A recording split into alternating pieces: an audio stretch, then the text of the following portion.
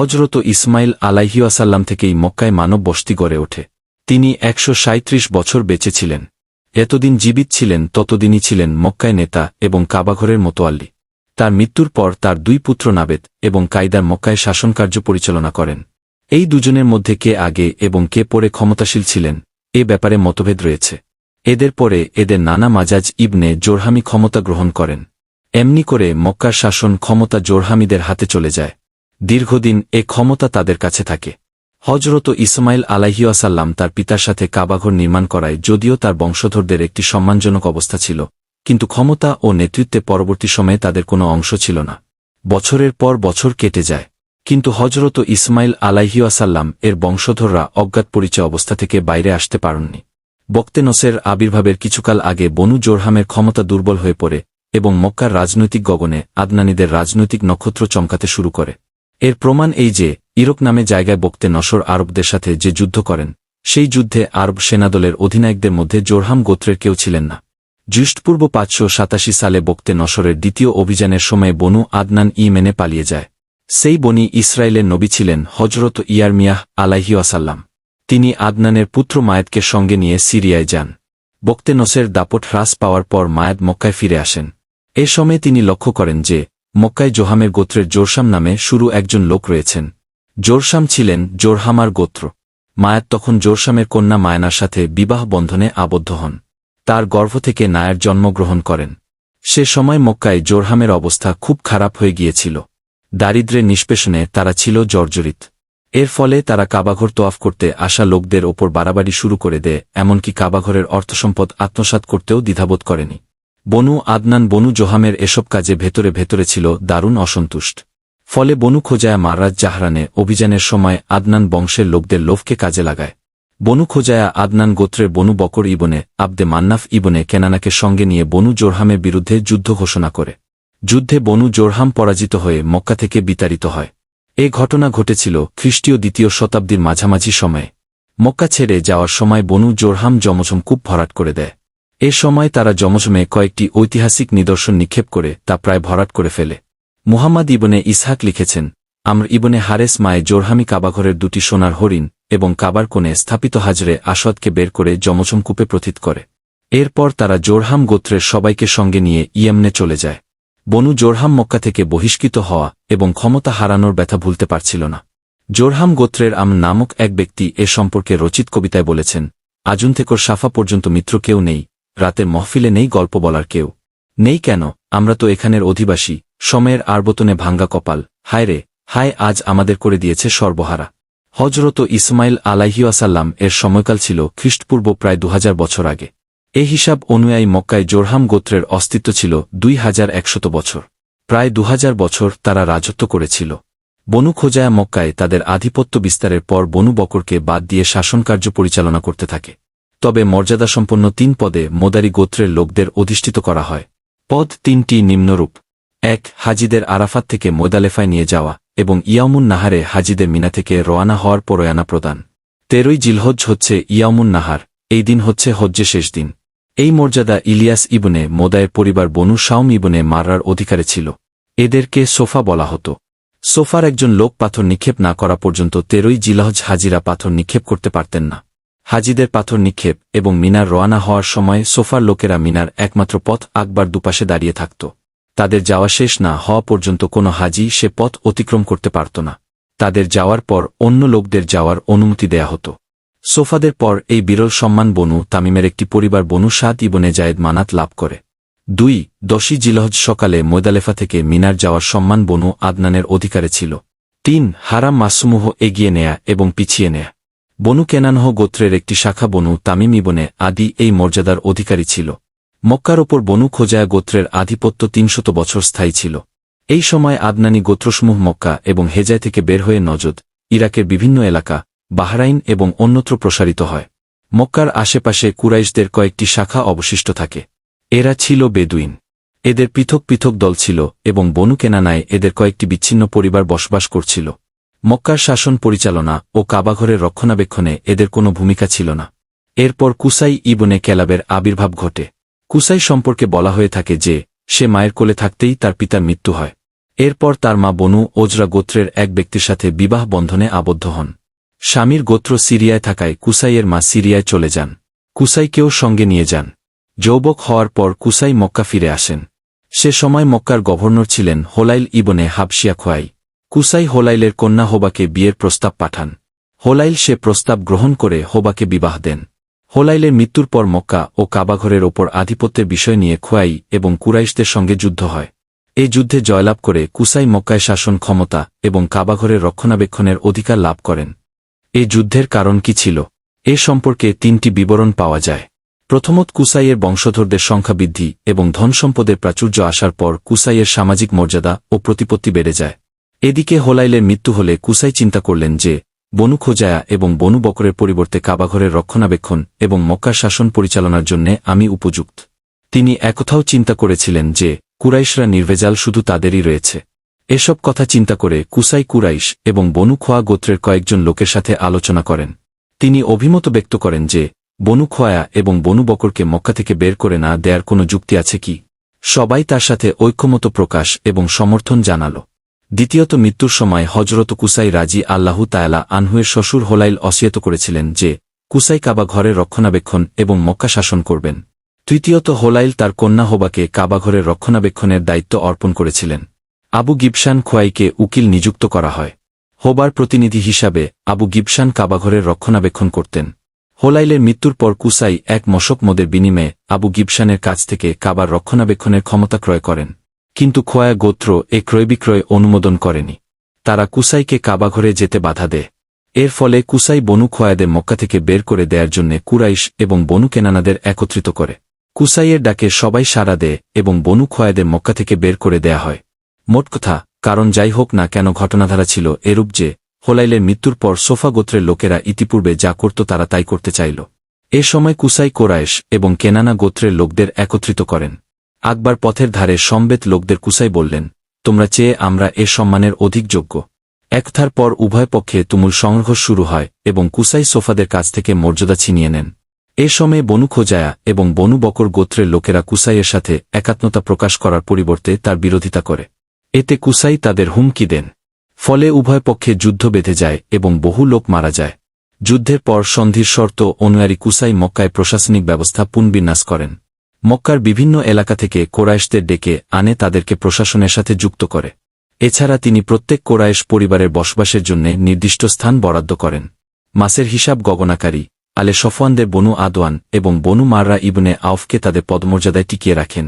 Qusai মনে করতেন এটাও ধর্মের অংশ, এতে রদবদলের অধিকার কারণেই। কাবা ঘরের উভয় দিকে দারুন নদোয়া প্রতিষ্ঠা করা কুসাইয়ের অন্যতম কীর্তি। এর দারোজা ছিল মসজিদের দিকে। দারুন নদোয়া ছিল প্রকৃতপক্ষে কোরাইশদের সংসদ ভবন। কোরাইশদের সামাজিক জীবনে দারুন নদোয়ার গুরুত্ব ও প্রভাব ছিল অসামান্য। এই প্রতিষ্ঠান ছিল কোরাইশদের ঐক্যের প্রতীক। সমাজের বহু জটিল সমস্যার সমাধান এখানে হতো। কুসাই নিম্নলিখিত মর্যাদার ও ক্ষমতার অধিকারী ছিলেন। ১. দারুন নদোয়ার সভাপতি। এখানে বহু গুরুত্বপূর্ণ বিষয়ে পরামর্শ হতো। যুবক যুবতীদের বিয়েও এখানে অনুষ্ঠিত হতো। ২. লেওয়া অর্থাৎ যুদ্ধের পতাকা কুসাইয়ের হাতে বেঁধে রাখা হতো। ৩. হেজাবাত বা কাবাঘরের রক্ষণাবেক্ষণ। এর মানে হচ্ছে কাবাঘরের দরজা কুসাই খুলতেন এবং কাবাঘরের যাবতীয় খেদমত এবং রক্ষণাবেক্ষণ তার তদারকিতেই সম্পন্ন হতো। ৪. সেকায়া বা পানি পান করানো। কয়েকটি হাউয়ে হাজিদের জন্যে পানি ভরে রাখা হতো। এরপর সেই পানিতে খেজুর এবং কিসমিস মিশিয়ে তা মিঠা করা হতো। হজ্জযাত্রীরা মক্কায় এলে সেই পানি পান করতেন। ৫. রেফায়া বা হাজিদের মেহমানদারি। এর অর্থ হচ্ছে হাজিদের মেহমানদারির জন্যে খাবার তৈরি করা। এ উদ্দেশ্য কোরাইশদের ওপর নির্ধারিত পরিমাণ চাঁদা ধার্য করে দিতেন। সেই অর্থে হজ মৌসুমে কুসাইয়ের কাছে মতা দিতে হতো। কুসাই জামাকৃত অর্থে হাজিদের জন্যে খাবার তৈরি করতেন। দরিদ্র ও নিঃস্ব হাজিদেরকে সেসব খাবার পরিবেশন করা হতো।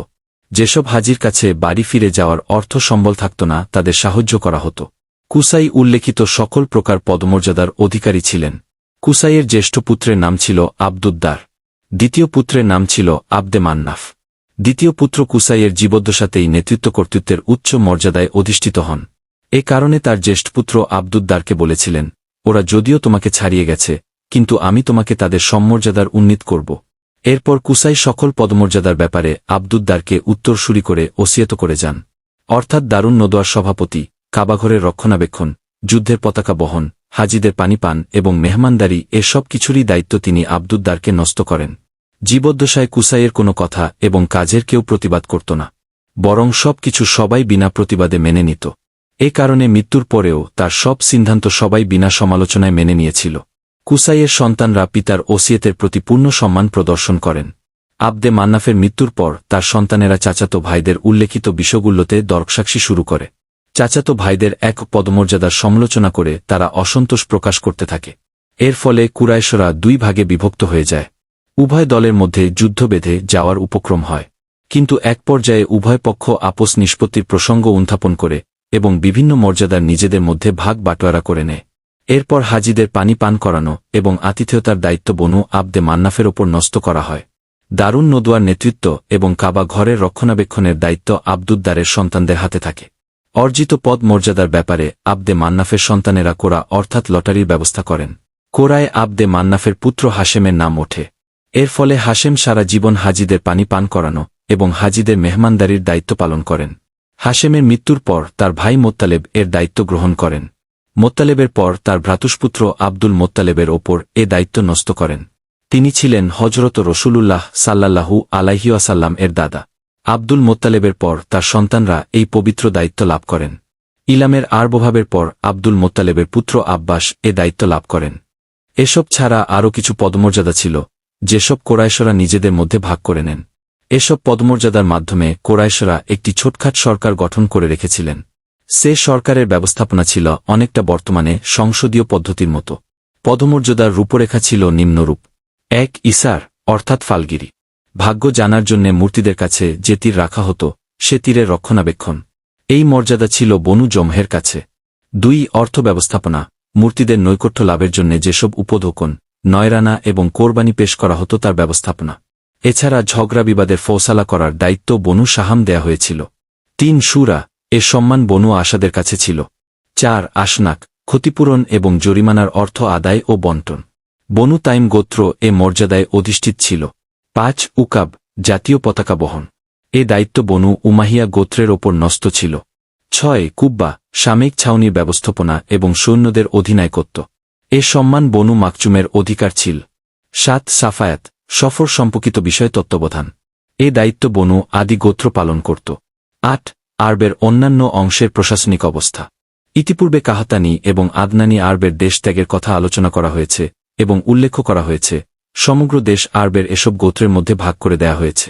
এরপর তাদের নেতৃত্ব এবং কর্তৃত্বের অবস্থা এরূপ ছিল যে কাবার আশেপাশে যেসব গোত্র বসবাস করত তাদেরকে হীরার অধীনস্থ মনে করা হতো। যেসব গোত্র সিরীয় এলাকায় বসবাস করত তাদেরকে আসমানি শাসকদের অধীনস্থ মনে করা হতো, কিন্তু এটা ছিল নামকাওয়াস্তে, বাস্তবে না। উল্লেখিত দুটি জায়গা বাদে অন্যান্য এলাকার আরবরা ছিল সম্পূর্ণ স্বাধীন। সকল গোত্রের মধ্যে সর্দার ব্যবস্থা প্রচলিত ছিল। গোত্রের লোকেরাই নিজেদের সর্দার নিযুক্ত করত। সকল সর্দারদের জন্য গোত্র হতো ছোটখাট সরকার। রাজনৈতিক অস্তিত্বের নিরাপত্তার ভিত্তি, গোত্রীয় বিবাদ বিশৃঙ্খলা নিরসন এবং নিজেদের ভূখণ্ডের রক্ষণাবেক্ষণ ও প্রতিরক্ষার সম্মিলিত স্বার্থ দ্বারা রক্ষা করা হতো। সর্দারদের মর্যাদা ছিল তাদের সমাজে বাদশার মতো। যুদ্ধ সন্ধির ব্যাপারে সর্দারদের ফয়সালাই হতো চূড়ান্ত। অবস্থায় কোনো পরিবর্তন কোনো অবস্থাই হতো না। একজন একনায়কের যেরূপ ক্ষমতা দরকার, সর্দারের ক্ষমতা তার চেয়ে কোনো অংশেই কম ছিল না। কোনো সর্দারের অবস্থা এমন ছিল যে তারা সব দিক থেকে স্বাতন্ত্র্যের অধিকারী হতেন। একজন কবি একথা এভাবে বর্ণনা করেছেন যে, আমাদের মধ্যে তোমার জন্য গনিমতর মালের 1/4 রয়েছে। এছাড়া রয়েছে নির্বাচিত ধন সম্পদ, তুমি ফয়সালা করে দেবে, সে সম্পদেও রয়েছে তোমার মালিকানা। পথে যা কুড়িয়ে পাওয়া যাবে এবং যা বন্টন না হয়ে উদ্বৃত্ত থাকবে সে সম্পদের মালিকও তুমি। ৯ রাজনৈতিক পরিস্থিতি। জাইরাতুল আরবের সরকার পদ্ধতি এবং শাসনকর্তাদের সম্পর্কে ইতিপূর্বে আলোচনা করা হয়েছে, কাজেই রাজনৈতিক অবস্থা সম্পর্কে কিছুটা আলোচনা করাই সমীচীন হবে। জাইরাতুল আরবের 3টি সীমান্ত এলাকার জনগণ ছিল ভিন্ন ভিন্ন দেশের প্রতিবেশী। 3টি দেশে অশান্তি বিশৃঙ্খলা এবং রাজনৈতিক অস্থিরতা বিদ্যমান ছিল। মানুষরা দাস এবং প্রভু 1-2 ভাগে বিভক্ত ছিল। সকল প্রকার সুযোগ সুবিধা, নেতা, বিশেষত বিদেশি শাসকদের কর্তলগত ছিল। সকল বোঝা ছিল দাসদের মাথায়। সুস্পষ্ট ভাষায় বললে বলা যায় যে প্রশাসন ছিল ক্ষেতখামারের মতো। তারা সরকারের আয়ের উৎস হিসাবে পরিগণিত হতো। শাসকবর্গ সেই অর্থ সম্পদ নিজের সুখস্বাচ্ছন্দ্য, আরাম আয়েশ ঐশ্বর্য এবং বিলাসিতায় ব্যয় করত। আর জনগণ অন্ধকারে হাত পা ছুড়াত। শাসকরা জনগণের ওপর সকল প্রকার জুলুম অত্যাচার চালিয়ে যেত। জনগণ যেসব মুখ বুজে নির্বিচারে সহ্য করতে হতো। কোনো প্রকার অভাযোগ করার তাদের উপায় ছিল না। অসম্মান, অবমাননা, অত্যাচার তাদের সহ্য করতে হতো। শাসন ক্ষমতায় অধিষ্ঠিত ব্যক্তিরা ডিক্টেটরের মতো আচরণ করত। মানুষের অধিকার বলতে কোনো কিছুই তখন ছিল না। এ সকল এলাকার পাশে বসতি স্থাপনকারী প্রতিবেশীরা সিদ্ধান্তহীনতায় ভুগত। এসব গোত্রের পরিস্থিতি এবং প্রয়োজনের প্রতি লক্ষ্য রেখে সিদ্ধান্ত পরিবর্তন করত। তারা কখন ইরাকি, আবার কখনো সিরীয়দের সুরে সুর মেলাত। আরবের ভিতরে বসবাসকারী গোত্রসমূহ ছিল শতধাবিচ্ছিন্ন। চারদিকে ঝগড়া, বিবাদ, কলহ, কোন্দল এবং বংশগত ও ধর্মীয় বিভেদ বিশৃঙ্খলা চলছিল। এসব অশান্তির মধ্যেও বিচ্ছিন্ন লোকেরা প্রয়োজনে নিজের গোত্রের প্রতি সমর্থন দিত। এক্ষেত্রে ন্যায়ান্যায়ের ধার করত না। একটি গোত্রের মুখপাত্র একজন কবি বলেন, আমি তো গাইয়া গোত্রের একজন মানুষ। ওরা যদি ভুল পথে চলে তবে আমিও ভুল পথে চলব, ওরা যদি সঠিক পথে চলে তবে আমিও সঠিক পথে চলব। আরবের ভেতর এমন কোনো বাদশাহ ছিল না যে জনগণের সাথে একাত্মতা প্রকাশ করত। প্রজাদের কারও কোনো আশ্রয়স্থল ছিল না। দুঃখ, কষ্ট, সমস্যা, সংকট এবং আপদ বিপদে বিশ্বাস এবং নির্ভর করার মতো কেউই ছিল না। হেজায়ের শাসককে সম্মানের দৃষ্টিতে দেখা হতো এবং কেন্দ্রীয় শাসক হিসাবে তাকে সম্মান করা হতো। হেজায়ের শাসক ছিল প্রকৃতপক্ষে দুনিয়াবী এবং দিনী নেতা। ধর্মীয় নেতা হিসাবে আরবদের ওপর তার আধিপত্য প্রতিষ্ঠিত ছিল। কাবাঘর এবং আশেপাশের এলাকায় তার শাসন বিনা প্রতিবাদে মেনে নেওয়া হতো। কাবাঘর জিয়ারতের জন্য যারা আসত তাদের দেখাশোনা, প্রয়োজন পূরণ, শরীয়তের বাস্তবায়ন, সংসদীয় পদ্ধতির লালন, বিকাশ ইত্যাদি কাজ সেই শাসনকর্তার ওপর ন্যস্ত থাকত। কিন্তু সে এমন দুর্বল হতো যে আরবের অভ্যন্তরীণ সমস্যার বোঝা মাথায় নেয়া অর্থাৎ যাবতীয় সমস্যার সমাধান করার শক্তি তার থাকত না। আবিসিনীয়দের হামলার সময় এই দুর্বলতার প্রমাণ পাওয়া গিয়েছিল। 10. আরবদের ধর্ম, বিশ্বাস ও ধর্মীয় মতবাদ। হজরত ইসমাইল আলাইহিওয়াসাল্লাম এর দাওয়াত ও তাবলিগের কারণে আরবের সাধারণ মানুষ দিনে ইব্রাহিমের অনুসারী ছিল। তারা একমাত্র আল্লাহর এবাদাত করত এবং তাওহিদ বা একত্ববাদে বিশ্বাসী ছিল। কিন্তু দিন যতই যেতে লাগল তারা দিনের শিক্ষা ততই ভুলে যেতে থাকল। তবুও তাদের মধ্যে তাওহিদের আলো এবং হজরত ইব্রাহিম আলাইহিওয়াসাল্লাম এর শিক্ষা কিছু কিছু অবশিষ্ট ছিল। ইতিমধ্যে বনু খোজা গোত্রের সর্দার আমর আবনে লোহাই নেতৃত্বে দেয়ার মতো অবস্থানে চলে এল। ছোটবেলা থেকে এ লোকটি ধর্মীয় পুণ্যময় পরিবেশে প্রতিপালিত হয়েছিল।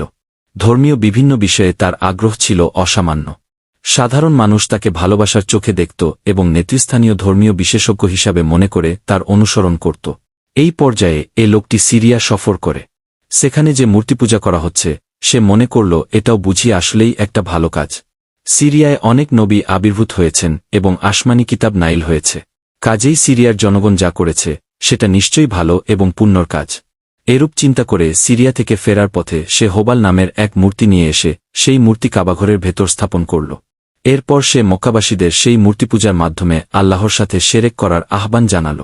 মক্কার লোকেরা ব্যাপকভাবে তার ডাকে সাড়া দিল। মক্কার জনগণকে মূর্তিপূজার করতে দেখে আরবের বিভিন্ন এলাকার লোক তাদের অনুসরণ করল।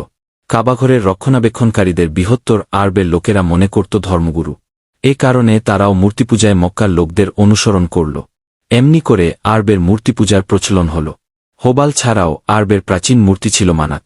এ মূর্তি লোহিত সাগরের উপকূলে কোদাইদ এলাকার মুসাল্লাল নামক জায়গায় স্থাপন করা হয়েছিল। এরপর তায়েফে লাত নামে একটি মূর্তি স্থাপন করা হয়। নাখলা নামক স্থানে ওয়া নামে একটি মূর্তি রেখে তার পূজা হতো। এ তিনটি ছিল আরবের সবচেয়ে বড় বড় মূর্তি। এসব মূর্তির অনুসরণে অল্পকালের মধ্যে হেজায়ের সর্বত্র শিরকের আধিক্য এবং মূর্তি স্থাপনের হিডিক পড়ে যায়। বলা হয়ে থাকে যে একটি জিন আমর ইবনে লোহাইয়ের অনুসারী ছিল। সে আমরকে জানাল যে নুহের জাতির মূর্তি অর্থাৎ ওয়াদ্দা, সুয়া, ইয়াগুস, ইয়াউক এবং নাসর জেদ্দায় প্রথিত রয়েছে। এ খবর জানার পর আমর ইবনে লোহাই জেদ্দায় গেল এবং এ সকল মূর্তি খুঁড়ে বের করল। এরপর সেসব মূর্তি মক্কায় নিয়ে এল। হজ মৌসুমে সেসব মূর্তি বিভিন্ন গোত্রের হাতে তুলে দেয়া হল।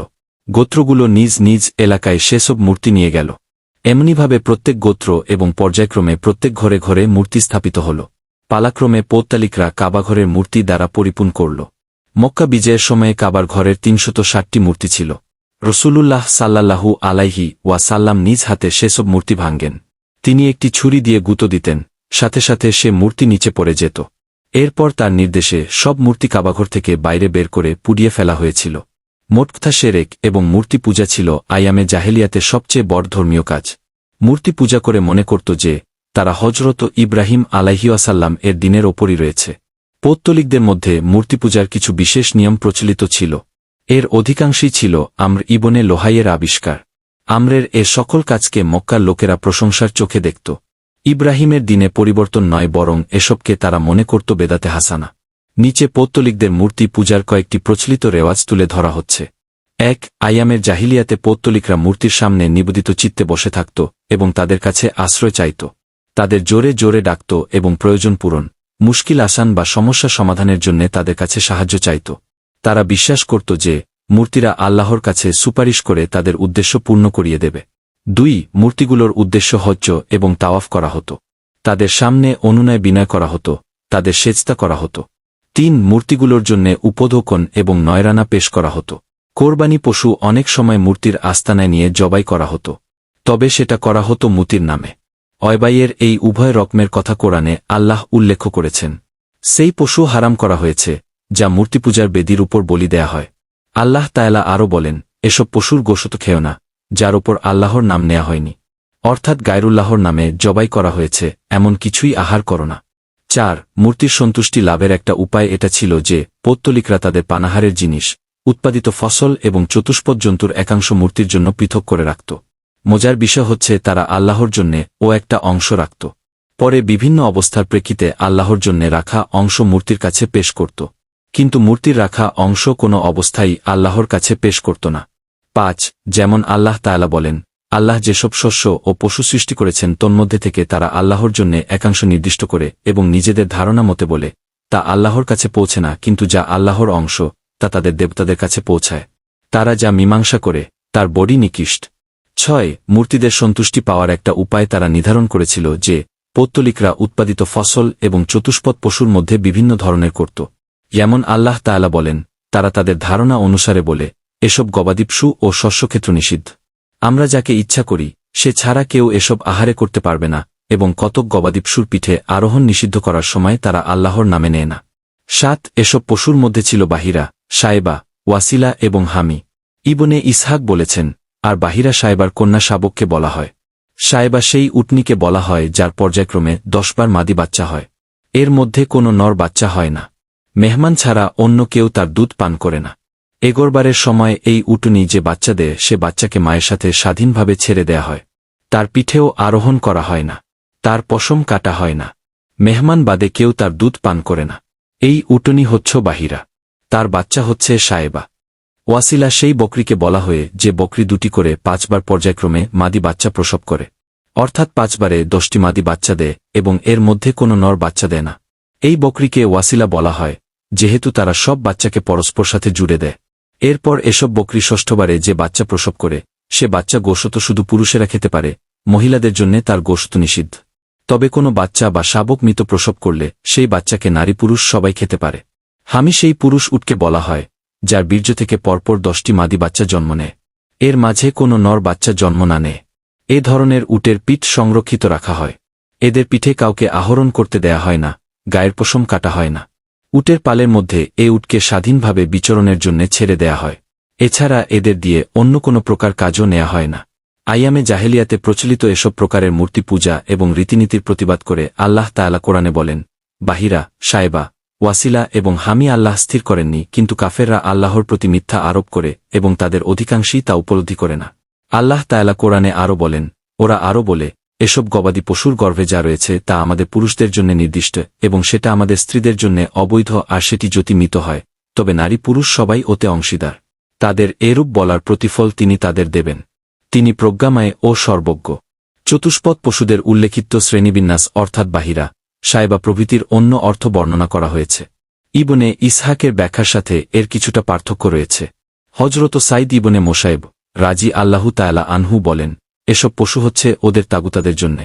সহিহ বুখারীতে বর্ণিত হয়েছে যে মূর্তির নামে পশু সর্বপ্রথম আমর ইবনে লোহাই ছেড়েছিল। আরবের লোকেরা এ বিশ্বাসের সাথে এসব আচার অনুষ্ঠান পালন করত যে মূর্তি তাদেরকে আল্লাহর কাছাকাছি পৌঁছে দেবে এবং তাদের জন্য আল্লাহর কাছে সুপারিশ করবে। পবিত্র কোরআনে আল্লাহ তাআলা বলেন, পৌত্তলিকরা বলতো, আমরা তো এদের পূজা এজন্য করি যে এরা আমাদের আল্লাহর সান্নিধ্য এনে দেবে।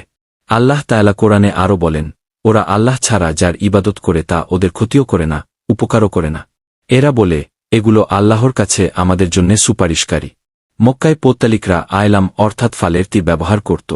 আয়লাম হচ্ছে জালামুন শব্দের বহুবচন। জালাম সেই তীরকে বলা হয় যে তীরে পালক লাগানো থাকে না। ফালগিরির জন্যে ব্যবহার করা এই তীর প্রকারের হয়ে থাকে। এক প্রকারের তীরে হা এবং না লেখা থাকে। এ ধরনের তীর সফর, বিয়ে ইত্যাদি কাজে ব্যবহার করা হয়।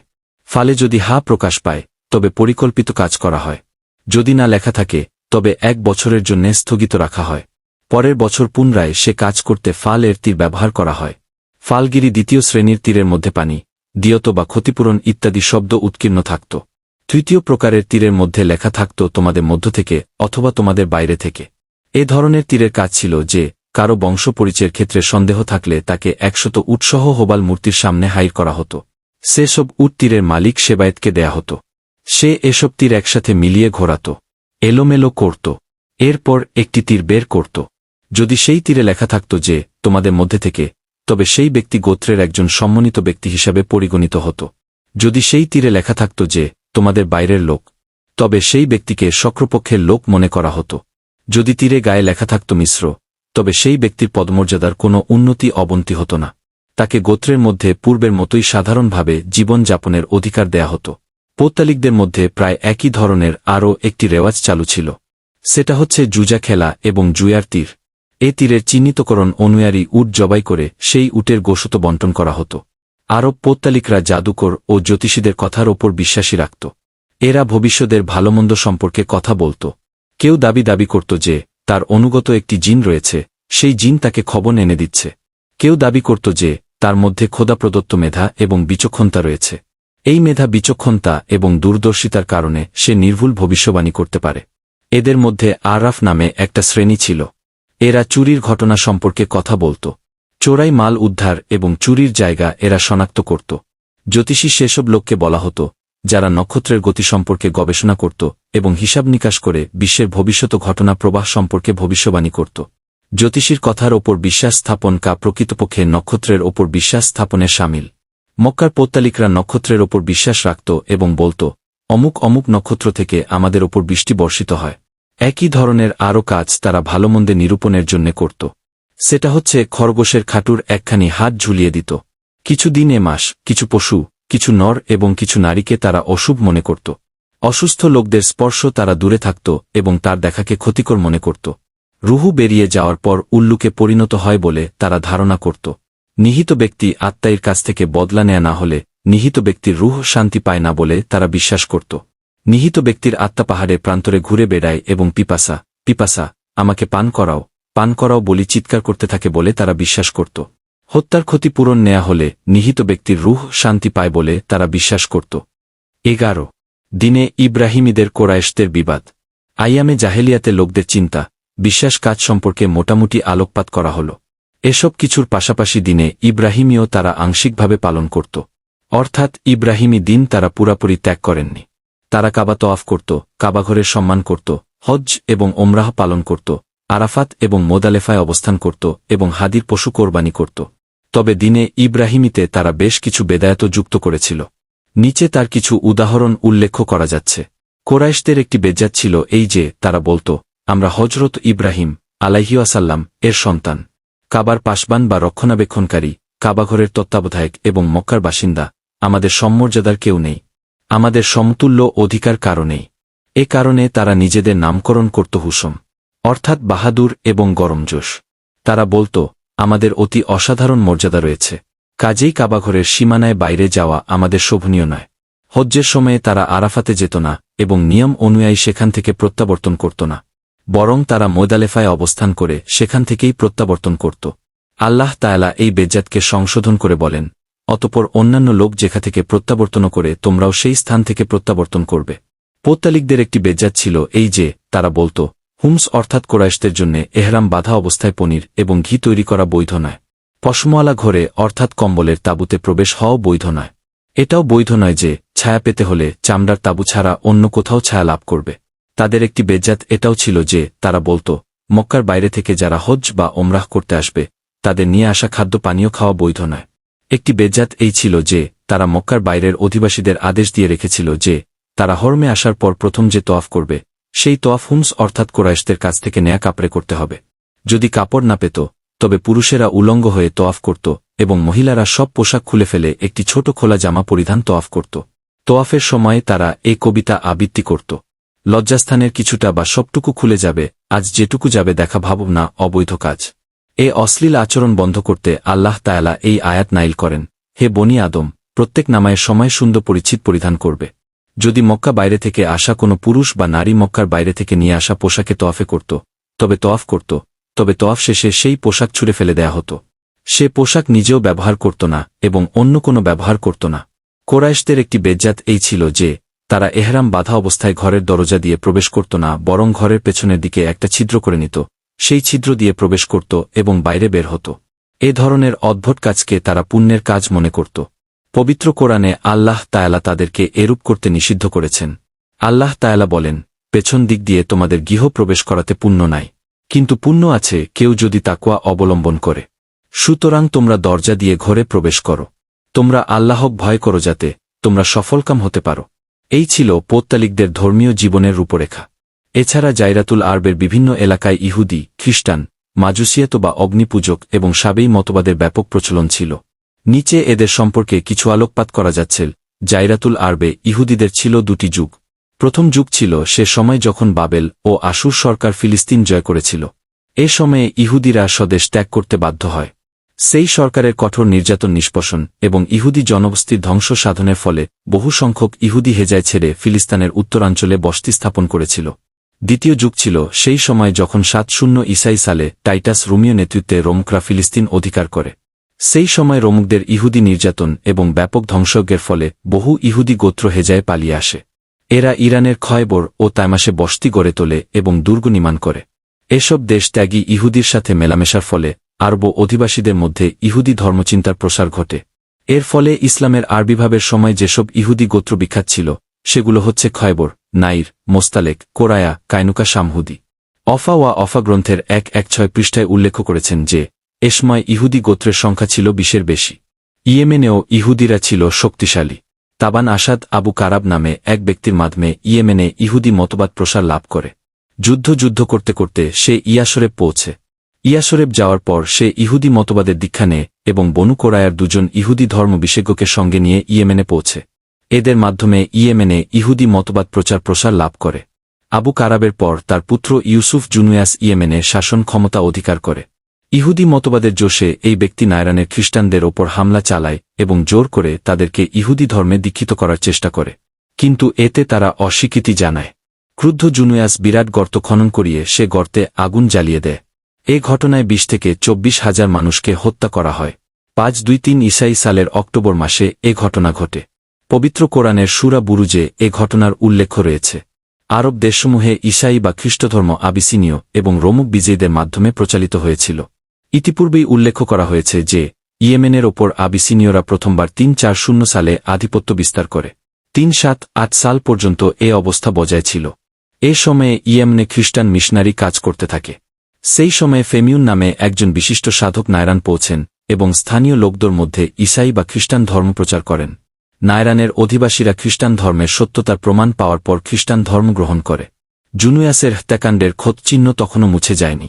এ মর্মান্তিক ঘটনার প্রতিক্রিয়া হিসাবে হাবশিরা পুনরায় ইয়েমেন অধিকার করে এবং আব্রাহা ক্ষমতা দখল করে। এই ব্যক্তি বিপুল উৎসাহের সাথে খ্রিস্টান ধর্ম প্রচারের উদ্যোগ নেয়। উৎসাহের আতিশয্যে এই ব্যক্তি ইয়েমেনে একটি মন্দির তৈরি করে।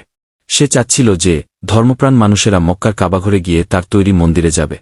এ দুরাচার উদ্দেশ্য মক্কায় কাবাঘর ধ্বংস করে দেয়ার উদ্যোগ গ্রহণ করে। এই ঘৃণ্য দুঃসাহস দেখানোর ফলে আল্লাহ তাআলা তাকে এমন শাস্তি দিলেন যে সে ঘটনা পূর্ববর্তী এবং সকলের জন্য শিক্ষণীয় হয়ে রইল। অন্যদিকে রোমকরা অধিকৃত এলাকার প্রতিবেশী হওয়ার আলে গাসসান, বনু তাগলাব, বনু তাই প্রভৃতি আরব গোত্রের মধ্যে খ্রিস্টান ধর্ম বিস্তার লাভ করে। হীরার কয়েকজন আরব শাসক খ্রিস্টান ধর্মে দীক্ষিত হন। মাজুসী ধর্ম বা অগ্নিপূজকদের অধিকাংশ বসবাস করতে পারছে প্রতিবেশী আরব দেশসমূহে, যেমন ইরাক, বাহরাইন ও আরব উপসাগরের উপকূলীয় এলাকা। এছাড়া ইয়েমেনে পার্শ্বে আধিপত্য প্রতিষ্ঠার পর বিচ্ছিন্নভাবে বহু লোক মাজুসী ধর্ম গ্রহণ করেছিল। সাবি বা সাবেই ধর্ম। ইরাক এবং অন্যান্য স্থানে প্রাচীন নিদর্শনসমূহ খনন করে উদ্ধার করার সময় প্রাপ্ত শিলালিপি থেকে জানা যায় সাবি ছিল কালদানি জাতির ধর্ম। এরা ছিল হজরত ইব্রাহিম আলাইহিওয়াসাল্লাম এর বংশধর। প্রাচীনকালে সিরিয়া এবং ইয়েমেনের বহু অধিবাসী এ ধর্মের অনুসারী ছিল। কিন্তু ইহুদি এবং খ্রিস্টান ধর্মের জয় জকার শুরু হলে এ ধর্মের বিলুপ্তি ঘটে। তবুও মাজুসীদের সাথে মিশ্রিতভাবে বা তাদের প্রতিবেশীদের মধ্যে ইরাক এবং আরব উপসাগরীয় এলাকায় ও ধর্মের কিছু অনুসারী অবশিষ্ট ছিল।